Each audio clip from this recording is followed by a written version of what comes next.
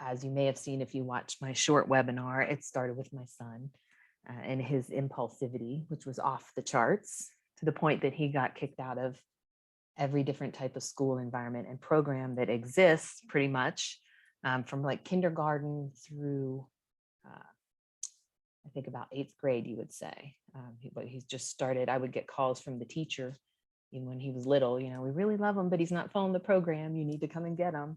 So we did private school, homeschool, boarding school. And I was a single mother all of this time too. So it wasn't like I had the funds to put him in these places, but I did whatever I had to do to try to find an environment that would work for him.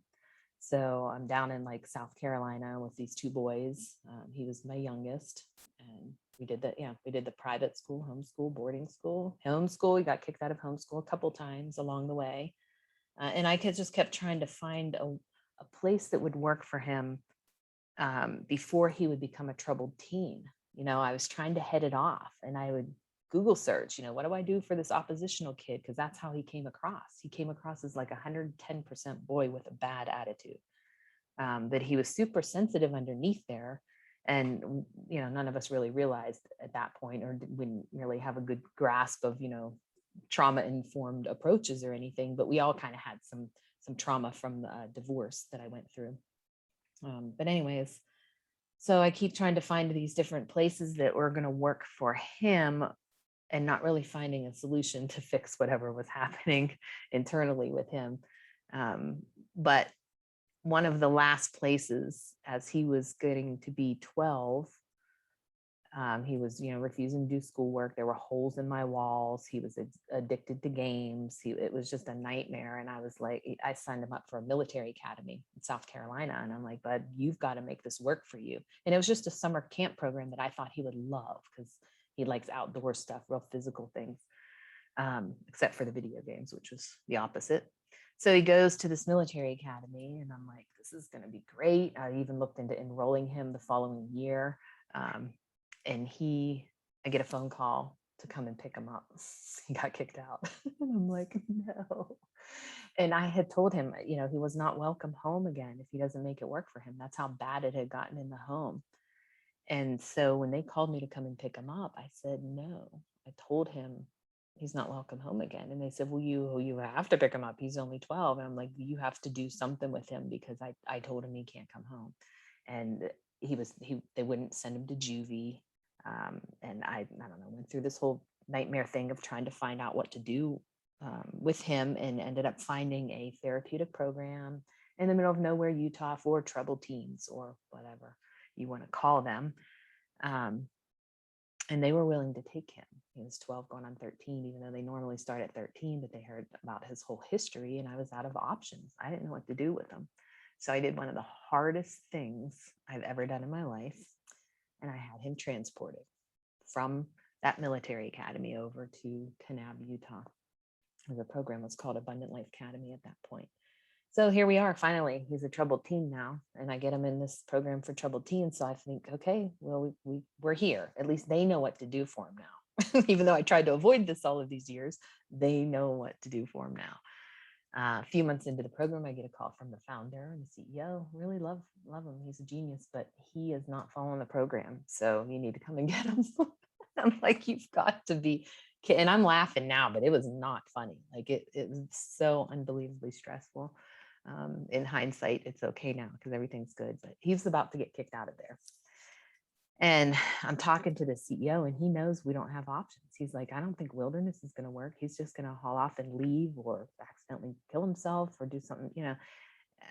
I was totally out of options. And at that point, I was living in Hilton Head Island, South Carolina, a very small town. And somebody had done an interview with a chiropractor, a doctor there who's founded a neurofeedback company. And I was introduced to him because they were like, well, maybe this could help, something with the brain. And I started looking into it, and I'm like, well, something's going on. There's a physical reason why he's not, you know, he can't hold himself together here. So it made sense. I tried everything else. I meet with this guy who found this neurofeedback company, and he's like, yeah, that's the kind of kid we can help. So I went through his training, a 3-day training. He was kind of trying to simplify neurofeedback. He was trying to make it easier for people to incorporate. And he was marketing to chiropractors because that was his field. So I go through this training. He entrusts the $21,000 system at that time, or 22 it was, into my care. And I drove from South Carolina to Utah, and this program had empty space. So they let me set up, and they kind of knew he was out of options. And they had heard, they had a couple other kids that kind of outsourced and went for some neurofeedback. So they were vaguely familiar with it, but they were also kind enough to let me just set up shop there at the program and start running these sessions on my son. And it was amazing. So within a few weeks, I could start to see changes in him, little subtle changes. You know, he just looked more well rested. He started to brighten up and lighten up a little bit. He started to get that sparkle back in his eyes, you know, and he started to actually participate in some of the program elements. And then over time, he was able to develop that pause before reacting that he never had before. So we started to, you know, basically correct whatever the physical challenge was in his brain that was keeping him from just reacting constantly to his environment. So it was pretty amazing. And really, a couple weeks into that program, I spoke to the parents at the parent conference and shared with them what I was doing. And they were like, well, bring it on. You know, we're paying more money than we have to have our kids here. We don't like the medications they're on. Let's try it. So I ended up really running sessions from 9 a.m. till 9 at night, Monday through Saturday, and half a day on Sunday. We were just cranking out sessions on everyone's staff, students, everyone. And it was amazing to me because 100% of them responded in some positive way. They were either sleeping better, they were able to reduce medications, and I was like blown away. That's how I came into the field of neurofeedback, out of the gates with 100% of these people responding in some positive way. And I was like, why in the world didn't anyone mention this? All of these years that I went into debt, and, you know, all these different programs I sent him off to that caused even more trauma in our life, the back and forth, the fighting, that, you know, and nobody mentioned this. So that's what launched me into the neurofeedback world. I then told that doctor, like, this is crazy. What can I do to help? You know, I had such an easy time to learning it. I guess I was just like a sponge. I had to learn it to save my son. But I offered to help train the doctors that couldn't maybe come to Hilton Head for their training. I would go to their offices and train them. And so I became the trainer for that. I set up, you know, many offices along the East Coast, like a half dozen at a time, and just did anything I could to further the education on neurofeedback as an option for people, because I just really believe that it's not right. It should be mainstream. You know, it's not supported by big pharma, though. So not many doctors are being educated on it. It's easier to write a script. And certainly, you know, it's been 11, 12 years now. So it was even less known back then than it is now with the internet. So that launched me into the neurofeedback realm, doing whatever I could with that particular company, still trying to get my act together with my sons, going back and forth to different places and all of that. But then I got to a point where, you know, they were pretty stable. And I was like, wait, I need it. All of these offices that I have, what am I doing? I need to go back to those therapeutic programs where they're in schools and everything, where there's a captive audience. We know they all need neurofeedback, rather than making some few people come into my offices. I wanted to, you know, create the model to go back and help those therapeutic programs. And that's when I started to form SYMMETRY. And that was, let's see, in 2017, I got my logo done.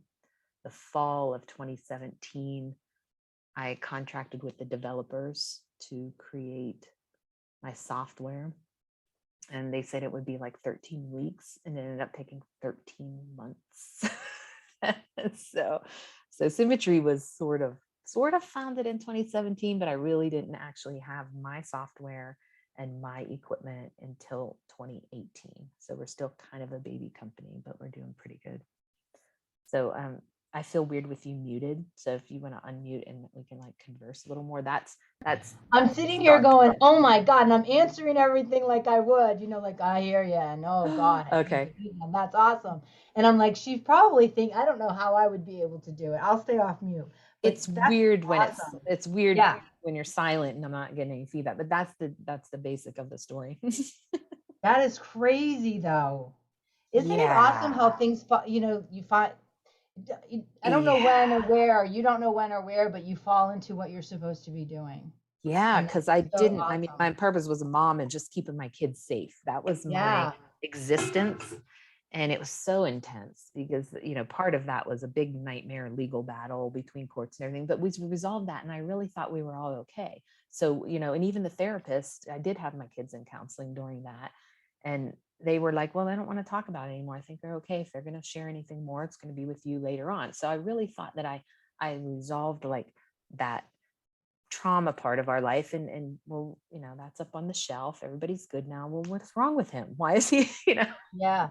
And he was impulses from birth, but that added to it, you know, I'm sure, the fear and the different things that we went through. But anyways, one thing I didn't mention as I was rambling on that monologue is that when I went over there, we didn't even have QEEG based brain mapping. We only had a single sensor that we'd put on the middle top of the head, and we would look at the brainwave activity with your eyes open and then your eyes closed. And based on certain patterns, we would then take a certain approach of protocols of what we would try to teach that brain. And when I went over there and saw that, like, everybody in that facility, the staff that I dealt with, some of them were like ADHD, they wanted help. So we did them, and the students, they all had a similar pattern that was off.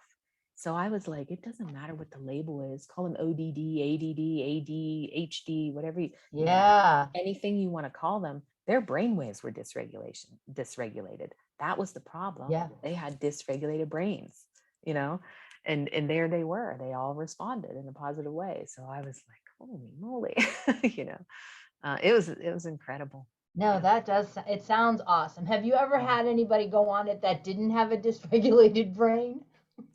No, Like because we didn't have all, something going on? I nope, mean, no, we all have some yeah, level we, of because I was dysregulation. gonna say, my God, Yep. I know I have one. Yeah.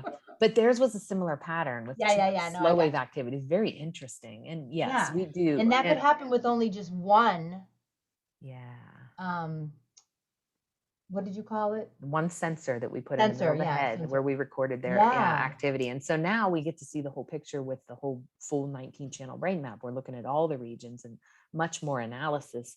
And yes, I've never seen a perfect brain. We all have some level of dysregulation, but it was interesting that that whole program, you know, they had a very similar, um, yeah.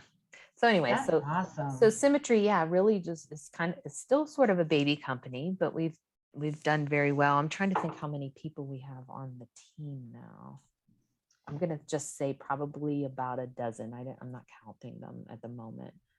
How are you still working with that program? No, no. So what happened with that program was I set that up, and then I was there. I stayed there for 5 months, and then I had other drama going on back in South Carolina that I had to go back for and take care of.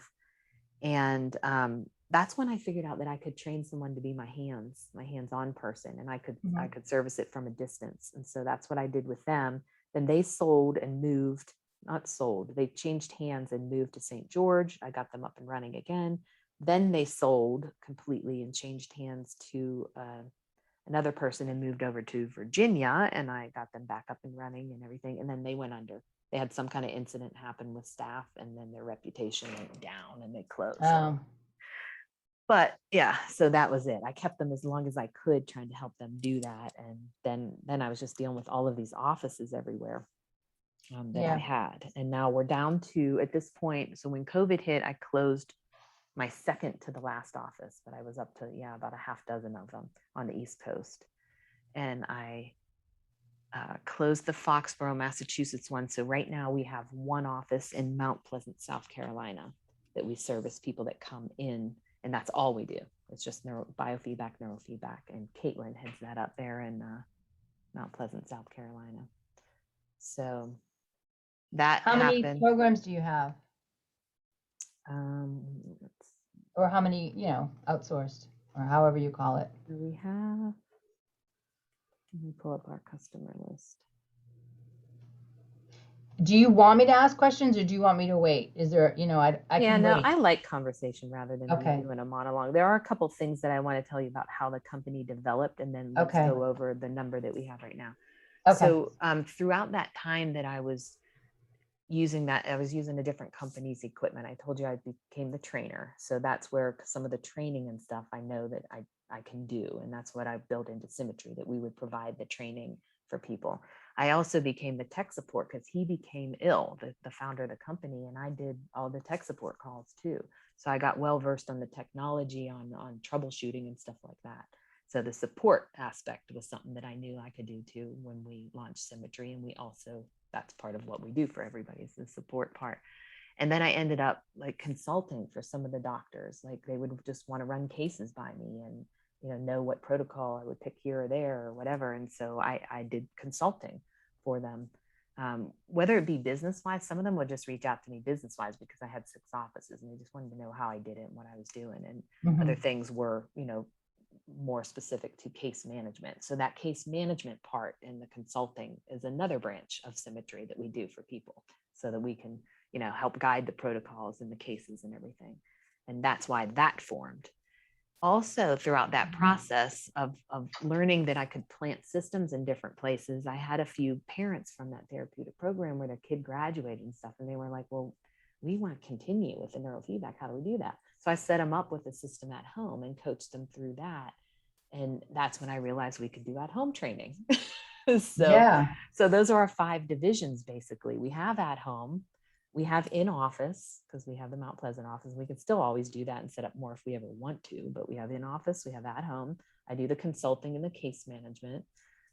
We set up facilities and programs and professionals. I've run across, just therapists and stuff that want to do this. So that's kind of the other, professional branch that we'll get to, the facilities we've been marketing to. And those are kind of the 5 divisions of Symmetry. That's awesome. Professionals, facilities, case management, consulting, teaching, training, at home, and in office. Yeah. So let me see. I'm looking at our list right now because we just added 3 new. Oh, and it's divided. So there's a divider here. So 1, 2, let's see, from 2 to 22. So there's 20, 21, 22, 23, 24, 25, 26. So it looks like we have 26 right now. So that's good. I mean, I don't know if it's good or bad. It doesn't matter, but that's good. Do I get to know which ones they are? I mean, is there a list of them somewhere that I'm at? Okay, great. Yes, and I'll share that with programs. You. Yeah. And you closed down, you had 6 offices and then COVID had you shut them down, but not you're not COVID, actually just over time as I started to launch Symmetry and I wanted to deal with more facilities and programs, I wanted to get rid of those. I gotcha. I was just going to ask you. Okay. Yeah. And I was going to ask, are you planning on building them up again? But no, you don't think you're leaving it the way it is. Okay. Yeah, I think it's better to get into schools, facilities, and let other professionals do it. I can do it if I have to, because I know how, but I don't think we want to really. Although the Mount Pleasant office is doing better than they ever have without any marketing. So I don't know. It's always something to keep in mind if we find the right people to run it, Yeah, that's great though. It's great how it evolved through just, I don't want to say trial and error, but really trial and error. It's just all evolved. Yeah. That's why I like to tell that story because, it kind of explains why we're doing each of the things that we do. It's because it just happened along the way.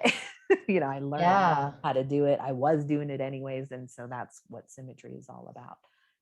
It came very organically. That is awesome. Yep. It's not even like you started it as an entrepreneur. No, I was a mom on That's a mission. so awesome though. It's like, that's awesome. Well, it is. I mean, that's the word for it. I think that's awesome. I would say fucking awesome, but I don't know if I'm allowed to say that. Yeah, that's fine. You're on recording, but yes, you can say it. Yeah. Well, awesome. And that's the passion, and that's what you can stand on when you're talking to people. That's why we're doing what we're doing, because it did form organically from the heart. And it still is, because I'm mad about the fact that there's so many other parents going through the same shit that we did, and they don't have to be. They could have headed it off, if they knew this. And so that that makes me mad. And that's part of the Yeah. mission. That's why we need to reach more families, more facilities. You know, we got to start better regulating the brains of these families, because it really, now I'm grateful that I'm close to my boys still. After all that we went through, I think we did pretty well. We pulled through this together, and we're pretty close, but it was really traumatic, and it destroys families when you have Hmm. that much disruption happening. And so the bottom line is, if we can start better regulating brains, these families aren't going to be so traumatized and, destroying, I'm sure, marriages and stuff too along the way with these. You've dealt with families and from programs. Um, there's problems. Oh I'm yeah, sure. no, Yeah. absolutely. And it Yeah. affects siblings, it affects everybody. Yeah. And You so to know? me, that affects society. So we Yeah. really, everybody says they want to do something that, changes lives, but like really think about that. We are like, Hmm. what else can you do?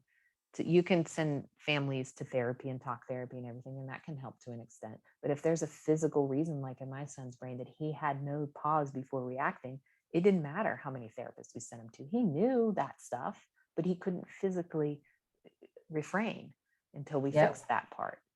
Yep. So, and that's one example in him, but think about all of the other ones, all the people in therapy that are stuck and they're not able to apply what they've been taught. There, we can affect that now with neurofeedback. We can really Mhm. change that, and that can change society. So yeah, and that leads me kind of, I guess, into our mission, unless you have other questions you want to ask No, before we just that's look at just that. awesome. Okay.